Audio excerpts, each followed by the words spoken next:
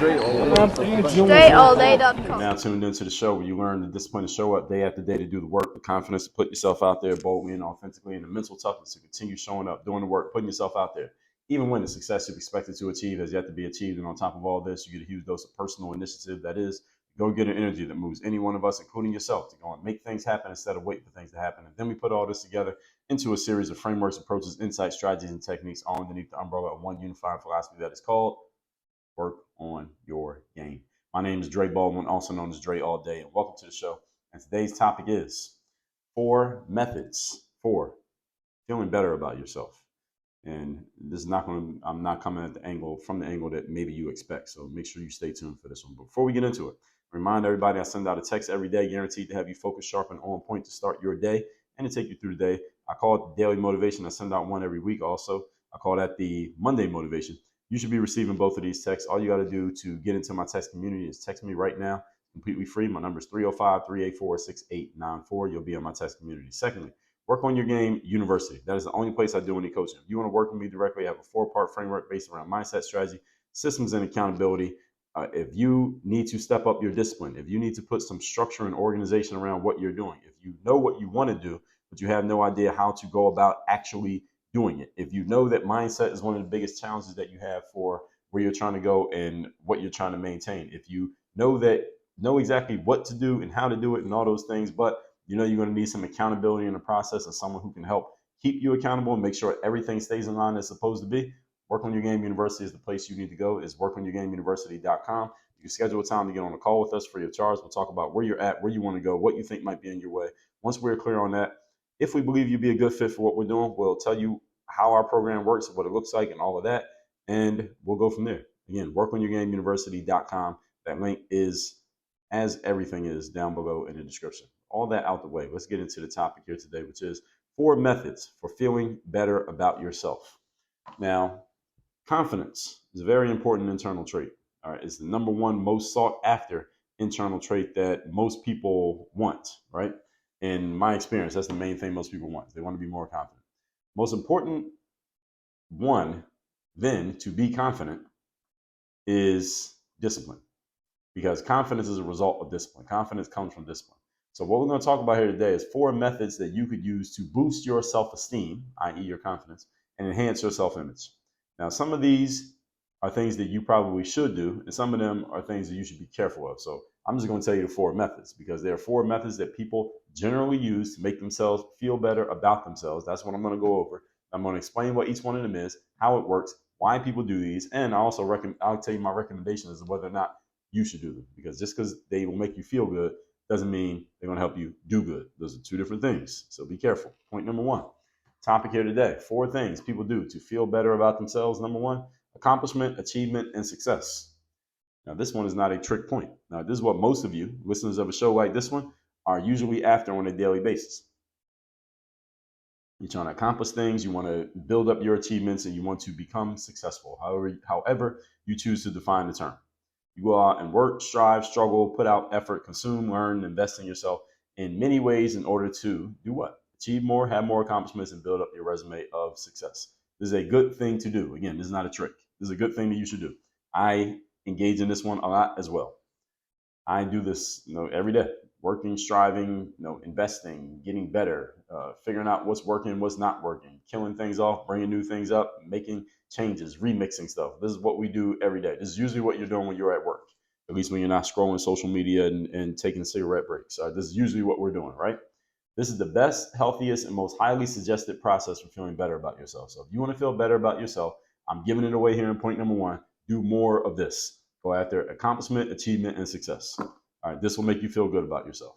It'll also make other people feel good about you, especially when your success becomes of public note in some way. Public being just the public of your environment. It doesn't have to be the whole world.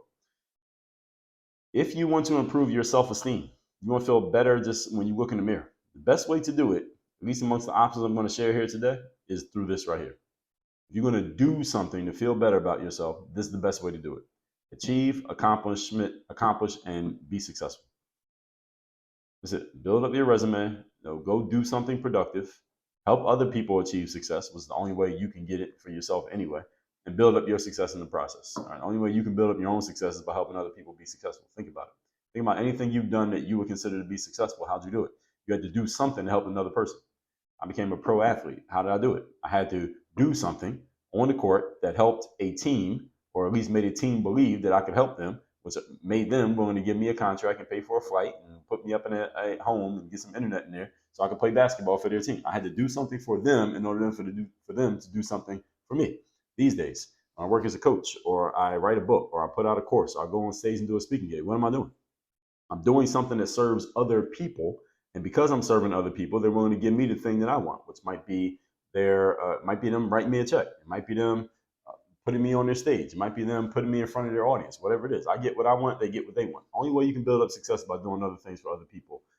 That's a side note for all of you to understand. You don't get successes by trying to help yourself, which is why I did that episode not too long ago where I was talking about the entrepreneurs and how there was some idiot who tried to say that entrepreneurship is only you doing something for yourself. You're not really doing a public service or helping anybody else out, because by being an entrepreneur, you're only trying to enrich yourself.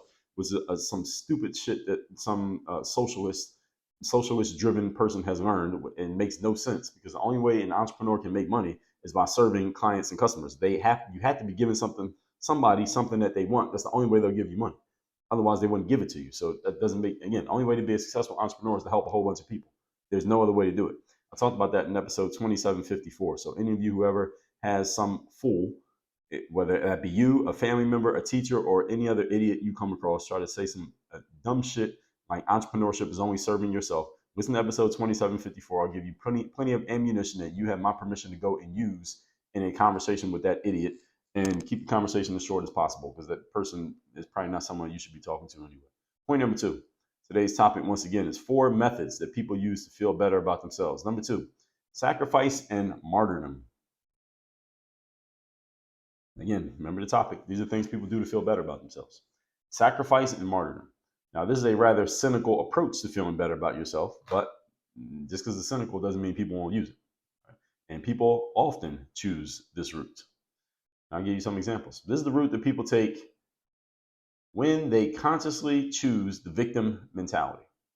People who feel like they are victims of society, victims of other people, choose this sacrifice and martyrdom approach. I just told you a couple days ago, I was having a conversation with some they-thems on X, formerly known as Twitter. And these they-thems were making it clear to me that they felt any business that was not paying a certain amount of money that would allow the employee to pay for all of their expenses, no food, clothing, shelter, bills, etc. Any job that didn't pay a person enough money for that is wrong. The business is unethical, and they are exploiting. This is the words that these they-thems were using when they're communicating with me. They're exploiting their employees, and they should just close up their business. And clearly, the business is not good enough to pay enough money to the staff. This makes no sense on several levels. Number one, a job is worth what it's worth. So if you have a job that is only worth, let's say, $10 an hour, to keep it simple, but for you to pay all your living expenses, you need to be making $30 an hour. Well, is it the job's fault that your job is worth $10 an hour, or is it your fault that you are only worth $10 an hour? That the best you could do is get a $10 an hour job. Maybe you need to step up your skills or apply your trade in a place where you can get $30 for what you're bringing to the table. If nowhere in the marketplace is willing to give you $30, that means you need to change. That means you need to work on your fucking game. It doesn't mean that the industry needs to change to suit you. No, you need to change to suit the industry. Everybody understand this? And this is what I was trying to explain to these they-thems. And they clearly were not going to change their minds, but it was still an interesting enough conversation, because I know there are a lot of people who think like this. So I still engage in these conversations knowing that I will not actually change anybody's mind. I'm not trying to change their mind. I'm just trying to pull out of them everything that they're thinking and all their arguments, because then I can go make content beating up their bullshit, because I know that other people think like this. So I don't want to waste the conversation on just one person. I'd rather have it with thousands of people, but I just need to know what these people think. So when I find someone who's willing to engage with their nonsense, I will keep going in the conversation just to see where they go with it. So that's one reason why it's dumb, because these people had chose sacrifice and martyrdom. This is a form of martyrdom. It's a form of victim mentality. And I told them this. I was having this conversation. I told them this is a loser mentality. You have the mindset of a loser. I didn't say they were personally losers, because they probably are, but I didn't go that far. But they have the mindset of a loser. If you think like a loser, it won't be but too long before you are actually a loser, if you are not already there. The mindset of a loser is, well, I'm making $10 an hour, but I need 30, so something's wrong with the industry. The industry needs to change and give me 30. No, what needs to happen is you need to change so that you're worth 30. So that someone giving you 30 is an easy decision. You don't even have to browbeat them into it. That's what's supposed to happen. That's the work on your game mentality. Most people don't accept that, though. Most people, again, martyrdom. They choose martyrdom, they choose victimhood. Those of you who are not familiar with the term martyrdom, let me give a definition of it so everyone understands. Martyrdom means the death or suffering of a martyr. And that's not a good definition, using the word in the definition, but another definition is a display of feigned or exaggerating suffering to obtain sympathy or admiration. Let me say that definition again, because it perfectly encapsulates the point that I just described in that example. A display of feigned or exaggerated suffering to obtain sympathy or admiration. This is the person who says, my lifestyle costs this much, but my job only pays this much, so something's wrong with the job. That is not, what they're saying is factually true. The conclusion is wrong. The conclusion is not something's wrong with the job. The conclusion is something's wrong with you. Either you didn't sell yourself well enough to get the money that you need, or you just ain't good enough to get the money that you need. Either way, you're the issue, not the job. Because the job is going to be the job. You quit, somebody else will take your place. What needs to happen is you need to step your skill level up and your delivery up. That's how it's supposed to go. Again, this is a cynical approach to be a martyr, to just show yourself you're suffering at the hands of some evil person. And these entrepreneurs and these they-thems I was talking to said, well, these entrepreneurs are part of the ruling class. And the only thing, and I said to them, well, what about the fact that the only reason a job exists is because an entrepreneur created a business for which they need staff, and therefore we have jobs. This is the reason why government gives tax breaks to business owners and investors, and they tax employees and small business owners the most, because employees and small business owners are not creating jobs for other people, but business owners and investors are creating and supplying jobs to other people. That's the reason why they get the breaks from the government. The government actually agrees. And I even made this point, and they said, well, the only thing that makes an entrepreneur because they have access to resources, and they're just exploiting people, and they're just part of the ruling class. And I said, well, I'm an entrepreneur. I have people who work for me. Does that make me part of the ruling class? And they said, yes, you're part of the ruling class. So this is news to me, folks. Dre Baldwin is part of the ruling class all of a sudden. I didn't know that I was, but I guess I will take that. It sounds good, like ruling class. They give me a throne and a scepter and a crown so I can let people know that I'm part of the ruling class because I'm an entrepreneur. But anyway, these martyrs, these victim mentality losers, this is the route that people take when they consciously choose to be victims. This is a choice. Being a victim is a choice, folks. And I'm not talking about a victim in fact. I'm talking about a victim in mind, a victim in spirit, the spirit of a victim. I don't mean you're a victim like if somebody was to break into your car and steal something, you're a victim of theft. I'm not talking about that kind of victim, because that can happen to anybody. When I say victim, I'm talking about mindset. You're choosing the mentality of a victim. Someone's doing something wrong to me, and I'm just going to bitch and complain about it. That's a mindset of a victim. When I say victim, that's what I mean. These are people who tell you that they're unable to achieve above a certain level because they're being exploited, like these losers I was talking to on X, because they're not part of the ruling class, because their jobs are not paying them enough to take care of themselves, or because of their gender, their sexual orientation, their nationality, their religion, their race. All right, these are all things that come to mind when we talk sacrifice and this martyrdom. Again, I'm suffering. Look at me suffering. Look at these bad people doing bad things to me. This is a bitch ass mindset. And there are specific people who have chosen this route, having been unable to continue achieving success. And then instead of trying to fight back and get back to the success that they previously had or that they've been unable to achieve up to this point, they instead decide to take the easy way out, the victim way out, and they frame themselves as a martyr who is being victimized by someone who is more powerful. That's what martyrdom is. And let me say that again, because many of you will have this choice many times in life. Many of you have had this choice many times in life. You may not even have realized it. And where you end up in life depends on what decision you make when you come to this fork in the road. Here's the fork in the road. You are looking to achieve success. You are looking to be an accomplished, successful, achieving person. Most of us aim for that. Most of us start out that way. And here's what happens. You reach a fork in the road where things are not going as easy as you thought they would go. This is something that I detailed in my book, The Third Day, the decision that separates the pros from the amateurs, right here at this point. All right, it's not as easy as I thought it was going to be. This is not as much of a party as I anticipated it to be. There's some actual work that I got to do here. Everyone reaches this point in anything that you do that is worthwhile. Everybody reaches this. When you reach this point, you got two choices. And often, by the way, many of us will hit this point many times in life. Some of you hit this point every damn day, and you got to make a choice. You could either A, double down on your decision that you're going to be successful and do what it takes to figure that out and become successful, to solve the problem in front of you and become successful, which may not be obvious or easy to figure out. It may take you months, weeks, years to figure out how to solve the problem, but you are determined to solve the problem. Those are the people I want to work with. If you're one of those people that I just described, you need to be going to workonyourgameuniversity.com and you need to be working with me. Those are the people I want to work with. Now, there are others who choose a different choice, and everyone has a choice. Here's another choice you could take. You could decide you're going to be a martyr. Oh, this situation is not working the way I want it to. All right, the industry is not paying me enough money, so I'm going to bitch about the minimum wage.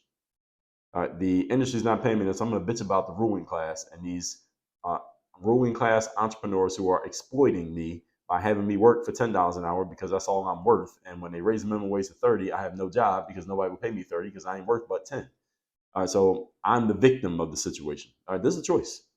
And some of you may be even laughing at this, the way that I'm describing it, but there are many people who choose this. And if you won't have to think too hard to probably think of some people you personally know who have chosen this choice. They're living it out right now while you're listening to me talk. Is it hard for you to picture somebody?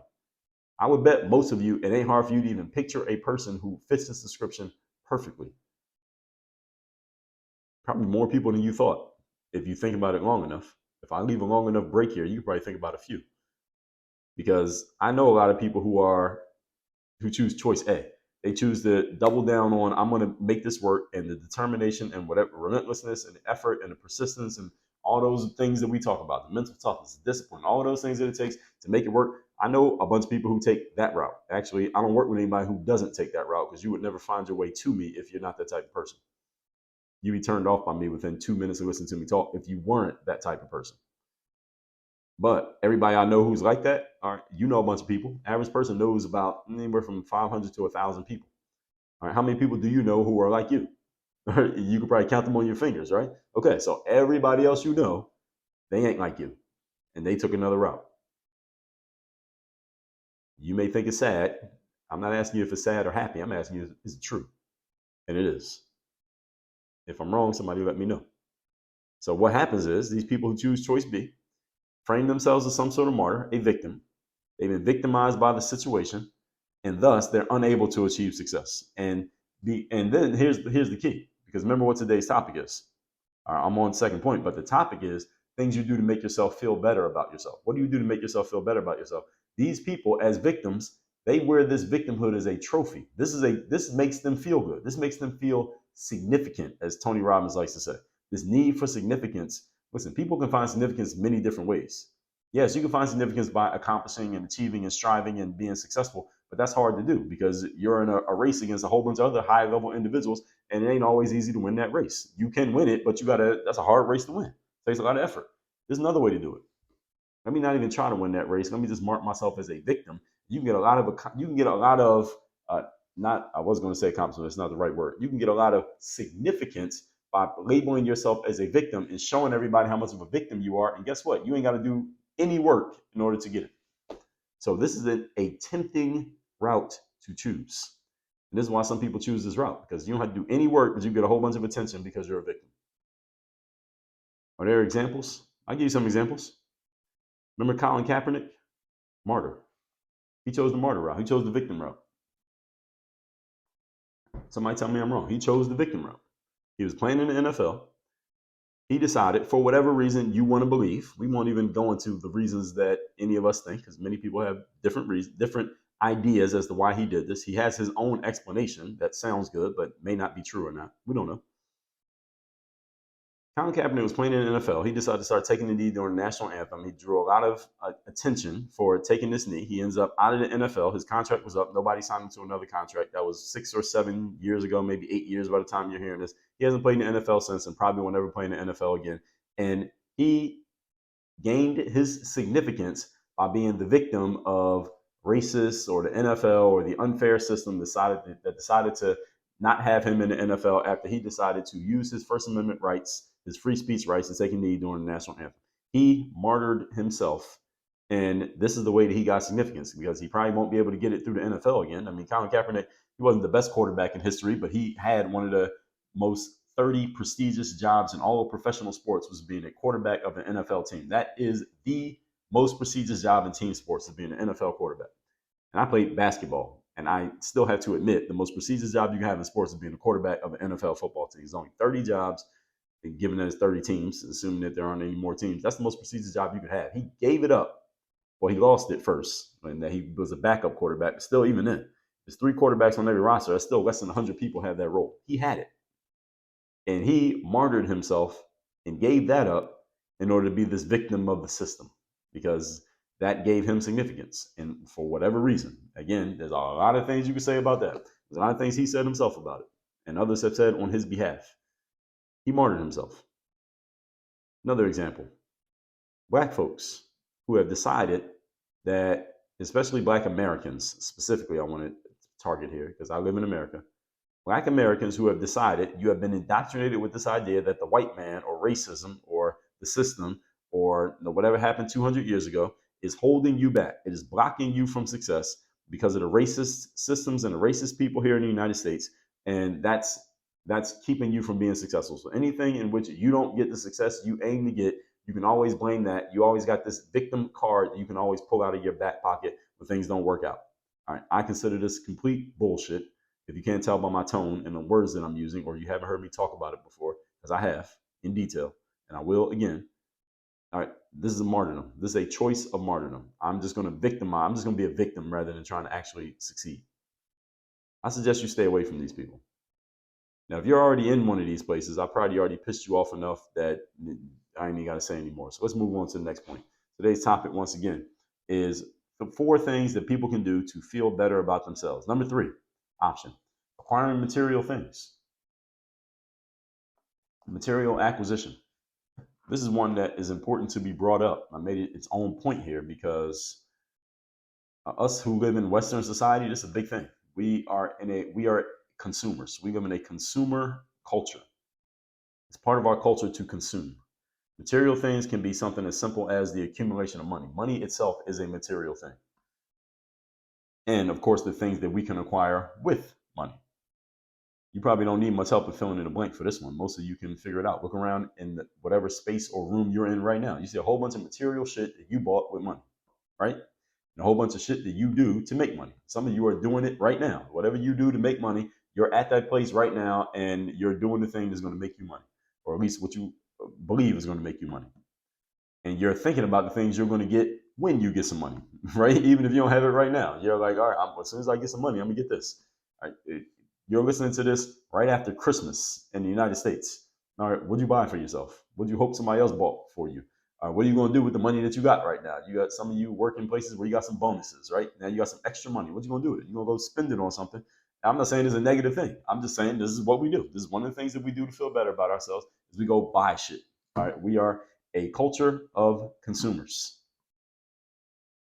Clothes, cars, houses, electronics, food, all the things that go above basic needs of food, clothing, and shelter, we spend our money to go get them. Again, not necessarily a bad thing. I am not exempt from this. I buy stuff too. Things that go above planning for our futures and taking care of our families as well. All right, this is above basic necessities, just stuff we buy just because we can and we want it. This ain't a bad thing necessarily. Again, I'm just pointing out what's true. I want everyone to understand the context of this episode. The process of acquiring material things that makes us feel good, the activity itself is about the activity itself. It feels good to just do it. Just doing it makes us feel even better than actually the thing that we buy. And it makes us feel better about ourselves because we have the ability to partake. All right, how many of you, when you fly, I've heard people say this. I'm on social media sometimes, I see people say this. Some people fly first class. Like when I fly, most of the time I fly first class. The only time I won't fly first class is if there simply are no first class tickets and I absolutely have to be on that flight. Most of the time I'm not in that situation. That's like an emergency situation or some type of last minute thing. I usually will take a first class flight. I will pay extra for a first class plane ticket. And some people I hear say, well, LOL, why does somebody fly first class? You're going to end up in the same place anyway. What the hell is the difference? And that's a legitimate question. There are legitimate answers to that question. One of them being, you ever see those like videos that go viral on social media and people are doing some crazy shit on the plane, like fighting, and somebody's taking their clothes off and somebody's arguing about a seat getting reclined and all of that crazy shit that happens on planes. Notice that never happens in first class. You never see those videos of people going crazy in first class. They only go crazy in coach. All right, so that's one reason why I like to fly first class. Another reason is I've flown coach before. I'm not a silver spoon baby. I'm 41 years of age as of this recording. I flew coach for a long time before I got to the point where flying first class was my norm. It's my norm now, but it wasn't always my norm. And the whole point is I've flown in coach and had seats reclined on my knees. I'm 6'4", which is right about the point where it becomes uncomfortable when someone reclines their seat on you. And I've been through that before. I have been on long flights where you ain't really get any food options because in coach, they don't really give you anything. In first class, they always give you food. What's another reason why I fly first class? Because the people who I am able to meet flying first class, I just get to associate with different types of people. It is more comfortable to sit in first class as opposed to sitting in coach. You get treated differently when you fly first class as applied to flying in coach. You have basically a flight attendant who is assigned to basically serve you the entire flight. That is what happens in first class. And because no another reason is that I fly first class, I want to know? Because it fucking feels good to know that I can. That's the reason why I fly first class. It feels good to know that I can pay to fly first class as opposed to flying in coach.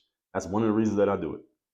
I was just in a conversation today with a client of mine who was asking me about making a personal visit to them. They do not live in South Florida, and I would need to get on a plane and fly to where they are. And they're going to pay for this, but I was looking it up. I was looking at, okay, what would it cost me to fly from here to where they are, or the closest airport to where this person is? And when I looked up the flight, I made sure I chose first class. How much is this flight going to cost me? And the flight is about $500 each way. And I told them, okay, this is what the flight's going to cost. This is what it's going to cost you to get a day of my time. And this is what it will come out to money wise. We're talking about a bigger picture deal here, but they were asking, what if we factor this in, like me visiting them personally, into the deal? And I told them, okay, well, this is what it would cost. This is what I would charge you just for that part. And the bigger deal, it would be this much. This is what your investment would be. And the whole point is, I made this a norm for me that I'm looking at a flight. I'm looking at first class. I'm not even thinking about flying economy. I don't care how much cheaper it is. I like the feeling of knowing that I can afford to pay for it. And I'm bringing all that up to tell you this. Remember what our topic is here today. This is something that makes us feel good. It makes me feel good to know that I can pay for that. And that's one of the reasons why I do it. And some of you who you had the means to afford to pay for things that are of higher level than maybe what you used to be able to pay for or what the average person pays for, that's one of the reasons why you do it, because you know you can. And it feels good to know that you can. Even while you're doing it and you know you're paying more than you have to, you do it because you like the feeling of doing it. And this is completely fine. And by the way, this is why America is America. This is why capitalism is capitalism. This is why salespeople are salespeople, because there are people like me and you who are willing to pay more because it's part of who we are, that we know we can pay more and we like being able to pay more. And damn it, we will keep doing it. This is not a negative thing. This is what it is. Okay, we feel good about the ability to partake. Any of you ever go to a sports game and when you're at the when you're watching a sports match, like a basketball game specifically, let's use basketball. This is the best example. When a basketball game is on TV, sometimes if I'm watching it, and I don't actually watch basketball games on TV, but if I was looking at one, I always look when they're showing the game, the players are moving around. I'm looking at the people who are sitting in the front rows. I want to see who's sitting in the front row at this game in Miami or in LA or in Detroit. Do I recognize? I see anybody I recognize? You think the people who sit in the front row sit there just because they want to get a closer look at the game? I mean, that's part of it, but is that the real reason why they sit in the front row? Hell no. You get a good look at the game from the 10th row. You get a pretty good look from the 20th row. I know, I've sat in the 10th row, I've sat in the 20th row. You know why people sit in the front row at games? And I'm talking about the people who actually pay for those tickets. You know why they sit in the front row? Because it feels good to know that they can pay for them. That's why they sit in the front row. And guess what? The people who sell front row tickets like selling them because they know why they're selling them. They're not selling them to people who just want to get the best possible look at the game. I just want to make sure I don't miss anything. So I need to sit in the front row. I want to make sure I see every detail of the move that LeBron did. That's why I sit in the front row. Bullshit. That's not why you sit in the front row. You sit in the front row because it makes you feel good for you to know that everybody else in there knows that you can afford to sit in the front row. It's not necessarily about other people. It's also about you. You knowing that you can sit in the front row and you can pay for those tickets, whatever they cost. Any of you want to know what it costs to sit in the front row? Look up the closest arena to where you live and look up front row seats and see what they cost. That's why people pay for it. Not because they need a good look at the game. You can see the game from home on TV for virtually for free. Right? That ain't why you buy the tickets. And let's be clear, I'm a marketer. I'm a salesperson. I pander to this desire in others in order to sell things. Yes, I am a panderer. And any of you who's a marketer or a salesperson, you're a panderer too. You pander to your audience. In other words, you tell them things that they want to hear along with the things they need to hear in order to get them to do what they already know they want to do. They just need someone to help them do it. That's what a marketer does. That's your job. If you don't do that, you won't sell anything. Any of you marketers or salespeople, if you are unwilling to do what I just said, you will not sell anything to anyone. And you won't be able to buy shit because you ain't got no money. So you better be doing this. And if you are making sales right now, you're doing this even if you don't realize that you're doing it. I'm just pointing it out to you. We pander to our clientele in order to sell things to them, and we allow other marketers and salespeople to pander to us so that we can buy things from them. This is what we do. I want people to sell me stuff. I want you to sell me things. Now, if you got something that I actually want, I want you to sell it to me. I want you to pander to my egotistical desires that make me feel good so I can feel good about buying whatever you're selling, if it happens to be something that I actually want. So especially referring to all of us who are entrepreneurs, none of us is innocent in this process. And when I say innocent, I'm using the term tongue-in-cheek. It's part of the game. It's not good or bad. It's just what it is.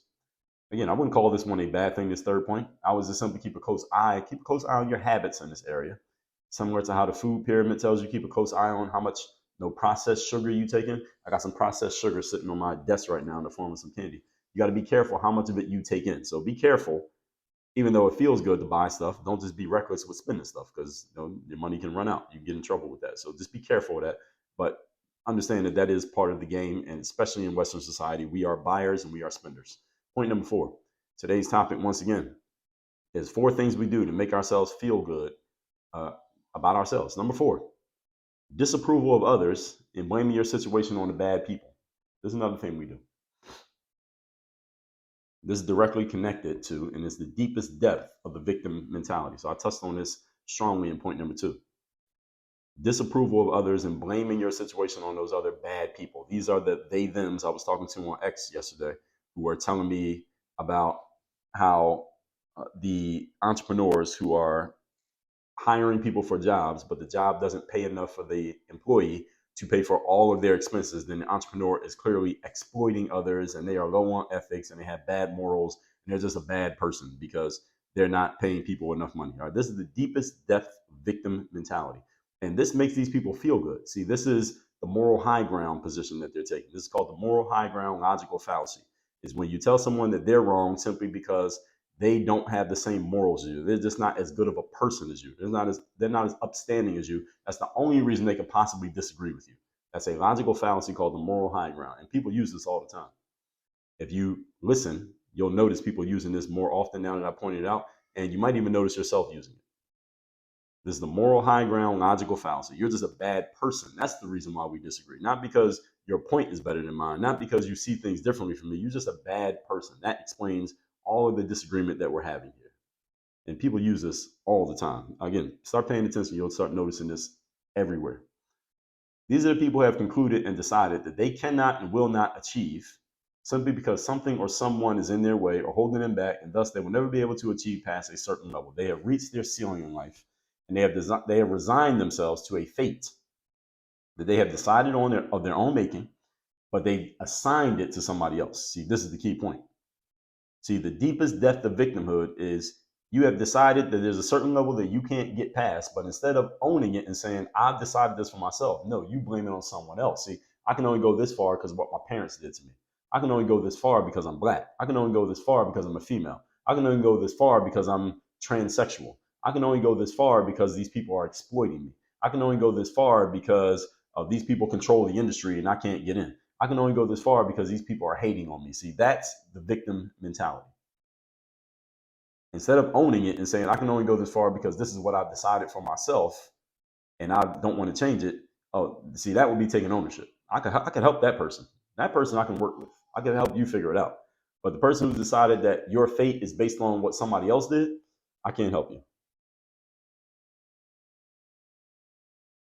These are the athletes who, back in the day, these are athletes who used to tell me back in my basketball content days, they would tell me that they couldn't make it to play Division I college basketball, or they couldn't make it to the NBA because they were from a small town or a small country, or because their parents wouldn't let them go practice basketball often enough to get better. So that's the reason why they didn't make the team at school. When the truth was, they wouldn't make it to those levels simply because they weren't that good at basketball. Instead of owning it, I'm just not that good. That's the reason why I'm not going to make it. No, it's my parents or the coaches or the neighborhood or where I'm from or that's biased against me. These people have built-in excuses.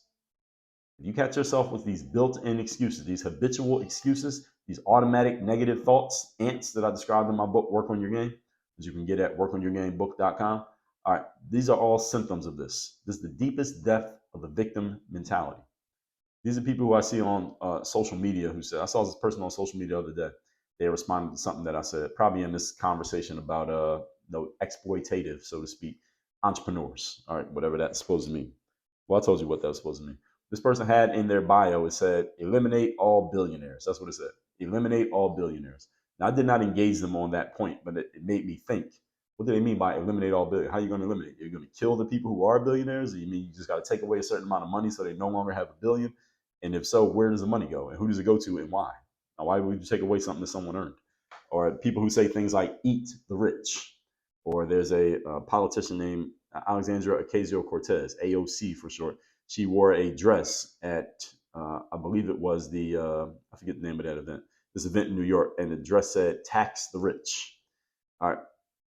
And these people are not bots. These are not fake accounts. These are real people. There are people out there who believe that others who have achieved or accomplished at a significantly higher level than them are wrong in some way. They're bad in some way. They're exploited. They're exploitative. That's the only way that they made it.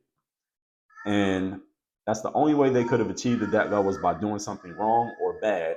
Thus, the person who is making this accusation, they have a built-in mechanism that is blocking them from ever achieving above a certain level. See, this is the moral high ground logical fallacy. See, the only reason this person has 100 times more wealth than me is because they're just a bad, immoral, exploitative person. And since I'm not that, there's no way I could ever get to that level. You see how this it is a self-perpetuating cycle of thinking. I can't get to this level because the only people who are at that level are bad, exploitative, negative, nasty, bad people. And since I'm a good person, I got to be down here with the poor folks because that's the only thing that poor folks are allowed to be is this, because we're being exploited and used by these people up at the top. This is how people consign themselves to a lifetime of being losers. This mentality right here. They are their own worst enemies. See, these are the type of people who are better known, again, by their common name, which I've already mentioned many times here today. Losers. These are losers. They have chosen to lose, and they are executing their plan to perfection. Let's recap today's class. There's 4 methods humans use to feel better about themselves. Again, you got to be careful with each one of these and how much you use them and why. Number 1, accomplishment, achievement, and success. This is the most healthy and best way to do it. This is what most people start out trying to do, but not everyone stays on this path. Number 2, sacrifice and martyrdom. This is a cynical approach. It's often chosen by people who have decided to opt out of the game of success. These are people who decided that they are suffering and they exaggerate their suffering to make sure everybody sees it so they can make a spectacle of the fact that they're being harmed or abused by the bad people, and they get their significance from showing you how badly they were treated by others. Number 3, acquiring material things. This is what Western society is built on. We are a society of buyers, spenders, and sellers. We pander to the buyers in order to sell them stuff, and we pander to ourselves by buying things, and often things that we will buy higher price things just because it makes us feel good to know that we can. Not necessarily a negative thing. I partake in this, as I explained to you. But this is what we do. We acquire material things because it makes us feel good. Number 4, disapproval of others and blaming your situation on the bad people. This is the deepest depth of victim mentality. I cannot achieve above this level because only bad people achieve that far, and I'm not a bad person. So that's the reason why I'm stuck at this level, because the bad people are holding me back and exploiting me. This is loser mentality.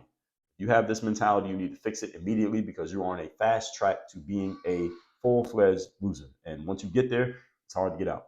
All that said, text me so you're in my text community. My number is 305-384-6894 and workonyourgameuniversity.com. Only place to work with me directly. Go to that link, workonyourgameuniversity.com. Schedule time to get on a call with us free of charge. We'll talk about where you're at, where you want to go, how we can possibly help you. We'll tell you how that works. Again, a 4-part framework: mindset, strategy, systems, and accountability. Work on your game. Dre, all